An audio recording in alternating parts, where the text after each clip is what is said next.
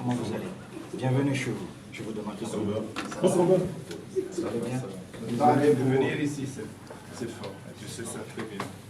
Vous allez bien? Très bien, je vous remercie. Merci beaucoup. Très bien, merci. Bonsoir. Bonsoir. Vous allez bien? Mais le président, c'est comme le président secrétaire ou moi le président de la fédération qui l'a convoqué? C'est moi la moindre chose. Dérangez pas mon lieu de travail et vous me connaissez très bien. Monsieur Eto'o. Ici, vous n'avez pas parole. Monsieur Quand je viens au Eto'o. ministère, je Monsieur vous Eto'o. respecte. Ici, je Je suis vous le seul interdis patron. de lever Et vous le ne ton. le faites pas, monsieur vous Tolo. interdis C'est la de lever dernière le ton. fois. Je vous avez compris? interdis de lever le ton. C'est la dernière fois. Monsieur, appelez-moi la sécurité, vous le mettez dehors. C'est la dernière fois, vous avez compris? Et je vous prie, monsieur le sélectionneur, soit vous restez, soit ne me touchez pas comme ça, monsieur le sélectionneur. Je suis président. Pourquoi tu parles comme ça? Non, non, non, je suis président, monsieur le sélectionneur. Si Je vous suis- voulez je travailler suis avec nous... entraîneur ici, alors Non, non, non, c'est rien vous à êtes faire. entraîneur parce que je vous aime. Salut à toi, bienvenue dans cette vidéo. Aujourd'hui, on va parler d'un sujet qui aujourd'hui agite toute la toile, d'accord? Parce que nous tous, on a été très contents des performances de Samuel Eto'o quand il était joueur. C'est une fierté africaine et jusqu'à aujourd'hui. Et quand Samuel Eto'o prenait la tête de la fédération de football du Cameroun, tout le monde était content de ce que vraiment à la tête de cette fédération, il va ramener les choses dans leur contexte. Il va redonner à ce pays-là, le Cameroun, qui est un pays de football, leur place et le respect qu'ils méritent. D'accord? Et quand on le voyait prendre la tête, on aurait voulu la même chose aussi pour la Côte d'Ivoire, pour Didier Drogba et autres. Ça n'a pas eu lieu pour Didier. Mais pour Samuel Eto'o, c'est une fierté. Parce que vraiment, on veut que les choses avancent. C'est le souhait de tout Africain. Nous tous, on souhaite que les choses avancent. Et donc, dans cet élan où Samuel Eto'o veut vraiment mettre une rupture de l'ancienne façon de faire et emmener des nouvelles façons de faire, ils ont eu naturellement les séances de travail, d'accord? Et donc, ce qui a permis justement à Samuel Eto'o de faire son travail. Bien évidemment, il a dit choisir peut-être l'entraîneur qu'il ne fallait pas choisir pour ses débuts, mais entre-temps, c'était toujours dans cette logique de faire en sorte que les décisions pour des équipes de nos pays soient prises par des enfants du pays, soient prises par des personnes qui aiment vraiment non seulement le football, mais aussi leur pays. Et Rigobert Song, bien évidemment, c'est quelqu'un qui est très apprécié au Cameroun. Et donc, on lui a confié l'équipe. Le monsieur n'a pas eu les résultats comme Aliou Cissé au Sénégal ou bien comme le monsieur du Maroc. Entre-temps, le continent, comme on dit, le Cameroun, n'est pas content des performances ou des changements que Samuel Eto'o a eu à mettre en place. Et donc, sur ça, le président de la République il fallait qu'il prenne une décision. Donc, lors de son message justement à la nation, il a parlé de ça. Il dit que, bien évidemment, il va mettre de l'ordre pour que le Cameroun ne soit pas sur un pan de l'échec sur échec. Parce que, comme vous le savez, le Cameroun, quand ils ont organisé la CAN chez eux, ils sont finis 3e. Et pour la CAN qui devait être organisée chez eux, n'a pas été organisée chez eux, ça a été organisé en Côte d'Ivoire. Et là encore, ils n'ont pas fait ce qu'il faut. Et donc, il fallait que le président puisse mettre certaines choses en place. Mais bien avant ça, on va voir dans le contexte, comme dans la vidéo que vous venez de voir, Samuel Eto'o en train de s'énerver. On va voir s'il a raison de faire ça ou pas. D'accord? Parce que on voit de tout sur Internet, certains sont en train de dire que bon, voilà, lui il est arrogant, il ne sait pas ce qu'il fait. D'autres sont en train de dire que bon, le ministère aussi ne devait pas faire ça.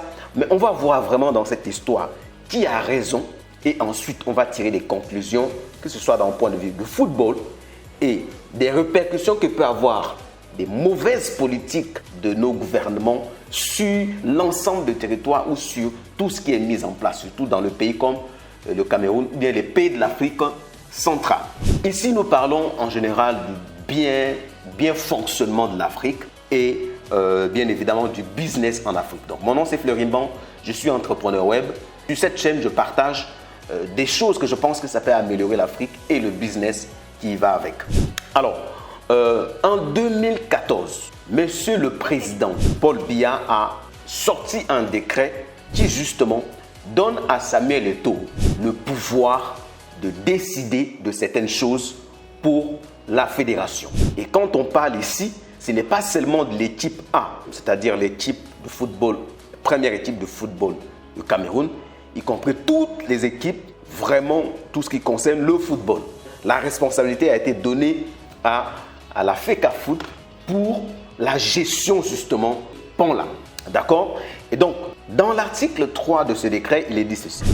La gestion administrative, sportive et technique des sélections nationales de football relève de la compétence de la Fédération camerounaise de football, ci-dessous nommée FECAFOOT. C'est bien clair ici.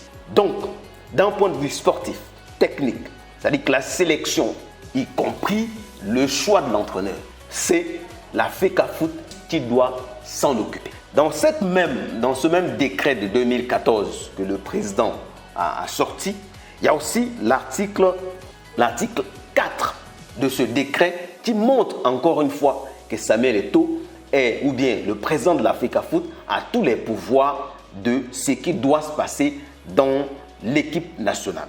Dans l'article 4, il est dit ceci. La coordination administrative, sportive et technique de ces activités, des programmes de sélection nationale de football visés à l'article 2 ci-dessus est assurée par un coordonnateur général nommé par le président de la FECAFOOT. Ici, il s'agit justement de la nomination de l'entraîneur de l'équipe. Il n'y a aucun endroit où c'est mentionné que c'est le ministère qui doit nommer le sélectionneur. Donc c'est la fédération de football qui va choisir l'entraîneur et qui va faire la proposition de cet entraîneur à l'État. Parce que l'équipe nationale de football, justement, c'est la propriété de l'État. C'est partout comme ça dans le monde.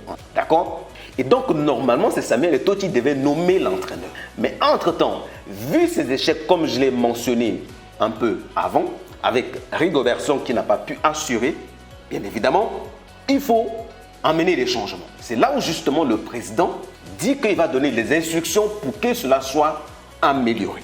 Et par rapport à ça, le secrétaire de la présidence envoie une note, justement, donne ses instructions au ministre qu'il doit collaborer avec la FECAFOOT pour que les choses s'améliorent. Parce que l'équipe nationale qui représente bien évidemment le pays et qui est vue comme un pays de football ne peut pas continuer dans ses échecs. Et c'est à partir de ces instructions-là que le ministre va se lever pour aller nommer le sélectionneur. Non seulement la nomination du sélectionneur, il va nommer aussi l'équipe technique qui accompagne le sélectionneur. Comme on l'a bien vu dans les articles d'avant, il n'a pas le droit de faire ça. Entre-temps, en 2015, justement, par le fait que les choses ne vont toujours pas bien, pour clarifier un peu les choses, il y a eu une convention qui a été signée entre la FECAFOOT et, encore une fois, le gouvernement. Dans cette convention, justement, il est stipulé clairement que c'est la FECAFOOT qui fait la proposition du sélectionneur et c'est l'État qui paye le sélectionneur et ses deux agents. Donc ici, le fait que ce soit l'État qui paye, bien évidemment, apparemment, le ministre a pris la tête que comme c'est lui qui paye, et donc c'est lui qui va choisir celui qui dirige l'équipe ou celui qui sera à la tête. Ici, encore une fois, Samuel Eto'o doit proposer dans cette convention de 2015, c'est que le président de la FECAFOOT doit proposer un sélectionneur. Après, l'État va donner son appréciation. Alors ici, ce n'est pas le fait que l'État va dire non, ce n'est pas lui qu'on veut. C'est juste, l'État va orienter cette décision parce que c'est l'État qui paye. Au cas où l'État n'est pas à mesure de payer le sélectionneur selon ce que le sélectionneur demande, il faut que lui qui dise au président de la FECAFOOT et de la fédération que ce monsieur, on ne peut pas le payer par rapport à ce qu'il demande, on ne peut pas lui donner ça parce que le budget ne suffit pas. À ce moment-là, ça va lui permettre au président de la fédération de prendre la bonne décision. C'est juste par là que l'État intervient dans le choix du sélectionneur. Et la signature du ministre du Sport intervient sur le contrat du sélectionneur, ce n'est pas pour valider le choix du sélectionneur, mais plutôt pour avoir les traces lorsqu'il s'agira de le payer. Parce que l'argent va sortir au nom du ministère. Et c'est pour ça que la signature du ministre est sur le contrat des sélectionneurs. Et si en aucun moment ça ne donne pas le droit au ministère de choisir le sélectionneur de l'équipe. Et donc sur cette instruction du président de la République, le ministre a pris la tête d'aller chercher un sélectionneur, de l'imposer à la FECAFOOT, bien évidemment. Chose que peut-être dans la façon de fonctionner, Eto'o peut accepter. Et donc lui, il a accepté le sélectionneur qui lui a été imposé. Alors que normalement, ce n'était pas comme ça que ça doit se passer. Mais malgré ça, le ministre voit que ça ne suffit pas pour lui. Et il impose encore une fois de plus l'équipe technique qui doit accompagner le sélectionneur. En ce moment-là, à quoi sert le président de la FEC, vu que son travail est déjà en train d'être fait par quelqu'un d'autre? Et si on est en train de démontrer tout simplement qu'Eto'o n'est pas compétent, n'est pas qualifié pour être là où il est, dites-moi, si c'est vous à la place d'Eto'o, comment vous aurez réagi? Il accepte le sélectionneur et donc il donne rendez-vous au sélectionneur pour qu'ils discutent sur comment ils vont mettre les choses en place pour démarrer, vu que les matchs d'éliminatoire vont arriver bientôt. Mais le sélectionneur, au lieu de venir tout seul avec ses 2 adjoints, il se pointe avec une équipe technique envoyée par le ministère. Et c'est ça qui a mis Samuel Eto'o en ronde. C'est pour ça que vous le voyez en train de reprendre tout le monde. Ce n'était pas parce que Eto'o est insolent ou arrogant, c'est tout simplement, normalement, pour quelqu'un qui se respecte, c'est la bonne réaction qu'il devait avoir. Et si encore une fois, on voit à quel point nos pays ou encore nos gouvernements ne font même pas confiance aux enfants du pays pour gérer les institutions qui les ont. Comment vous pouvez mettre quelqu'un à la tête de quelque chose parce que vous pensez qu'il a tous les atouts nécessaires pour diriger et derrière vous faites tout pour qu'il ne fasse pas le travail? En ce moment-là, la question, est-ce que les gens qui nomment ou bien qui acceptent que ce soit tel président de la fédération soit à la tête, ils sont là pour le bien-être du sport? Est-ce qu'ils sont là pour que le pays avance? Ou bien c'est tout simplement parce qu'ils veulent avoir des gens qui peuvent manipuler, réduire leur salaire pour mettre une partie dans la poche? C'est la question qu'il faut se poser. Parce que si le sélectionneur doit être nommé par quelqu'un d'autre et que le ministre intervient, c'est tout simplement parce qu'il a ses intérêts dedans. Parce que ici, encore une fois, ce n'est pas Eto'o qui viole la loi. C'est le ministre lui-même qui devait respecter ce qu'ils ont signé comme, ce que le président a signé comme décret et ce qu'ils ont signé comme convention. Et les instructions du président, il n'a pas respecté du tout. Même dans l'instruction qui lui a été envoyée, il y a une partie où ça stipule qu'il doit collaborer avec la FECAFOOT pour choisir les bons acteurs pour qu'ils aillent dans la bonne direction, c'est-à-dire la direction du succès. Mais le monsieur a mis tout ça de côté, a décidé tout seul de choisir quelqu'un. Parce qu'il avait une rancune envers Samuel Eto'o. Rappelez-vous, pour nommer Rigobert Song à la tête de l'équipe, il y avait avant un sélectionneur qui a perdu. Où vous voyez la vidéo du monsieur qui s'énerve, qui dit « Qui rentre, qui rentre ?» Pardon? C'est comme si vous êtes fâché là. Oui, je suis fâché. Comment je ne peux pas être content? On part où avec ces gens de coach qui ne comprend pas les sentiments de 30 millions de Camerounais? N'est-ce pas? Nous, les Camerounais qui sont ici aujourd'hui, on a pris le courage d'être ici. Parce que la plupart de nos compatriotes sont à la maison. Ils ne peuvent pas prendre ce genre de bêtises. C'est parce que nous, on aime ce pays. Et on voulait l'accompagner jusqu'au bout. N'est-ce pas? C'est pour cela qu'on est là ce soir. Et puis un feignant comme ça, il dit qu'il est portugais, il vient ramasser les milliards ici, il met tous nos meilleurs joueurs au banc, il est salopard, qui rentre, n'est-ce pas? C'est tout simplement parce qu'ils avaient choisi un sélectionneur qui prend beaucoup d'argent à la nation et qui n'apporte rien du tout. Et quand Samuel Eto'o est arrivé, il a dit, bon ok, on libère le monsieur, je vais mettre Rigobert Song. Alors que le ministre avait déjà dit que le monsieur là ne sera pas renvoyé. Et donc Samuel Eto'o impose Rigobert Song, on le met à la place. Comme Rigobert Song n'a pas fait ce qu'il faut, mais le ministre va prendre sa revanche en se servant des instructions du président de la République. Alors que l'instruction n'est pas au-dessus des décrets ni des conventions. Ici, qui viole la loi? Est-ce que c'est Samuel Eto'o ou bien c'est le ministère? Donc posez-vous les bonnes questions. Dans nos pays là, ils ne font pas des choses parce qu'ils veulent qu'on avance. C'est tout simplement parce qu'ils ont leur intérêt.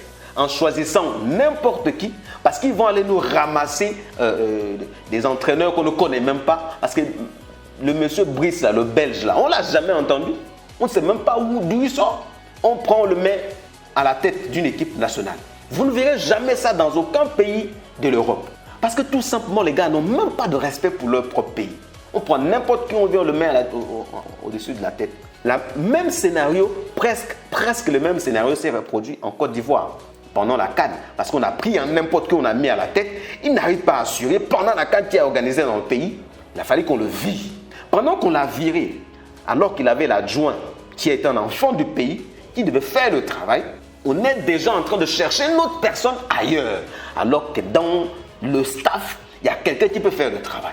Dieu merci, M. Faye a fait ce qu'il faut pour que la Côte d'Ivoire, aujourd'hui on l'a gardé là, parce que tout simplement il les a prouvé que vous avez tort de ne pas croire en nous. C'est vrai que Gobert Song n'a pas fait ce qu'il faut. Est-ce qu'au Cameroun, il n'y a personne d'autre qui peut faire ce travail pour qu'on aille chercher quelqu'un et qui va emmener toute la zizanie dans le pays juste parce que tout simplement les gens ne cherchent pas l'intérêt du pays. Je ne sais pas ce que vous en pensez, mais moi en tout cas, c'est clair pour moi. Nos gouvernements là ne cherchent pas à ce que nos pays avancent. Chacun pour soi et Dieu pour tous. Encore pire pour le Cameroun, où même s'il y a le feu qui s'allume, on ne voit jamais le président pour venir faire taire tout ce qu'il avait mis en place. Personne ne respecte quoi que ce soit, il y a une impunité partout. Et ça, c'est pareil pour pratiquement tous les pays de l'Afrique centrale. C'est très dommage. En tout cas, moi, je suis fier du Sénégal. Après, actuellement, là, je suis sénégalais, je suis fier du Sénégal. Tout se passe bien pour nous. Aliou Cissé nous a déjà donné la CAN qu'on cherchait, c'est bon. Et nous avons Diomaye qui est en train de faire d'excellent travail. Je ne sais pas ce que vous en pensez de ce qui se passe au Cameroun. Je ne sais pas qui va gagner. Mais en tout cas, je pense que Samuel Eto'o a raison. Dites-moi ce que vous en pensez en commentaire. On se dit à très bientôt. Ciao, ciao.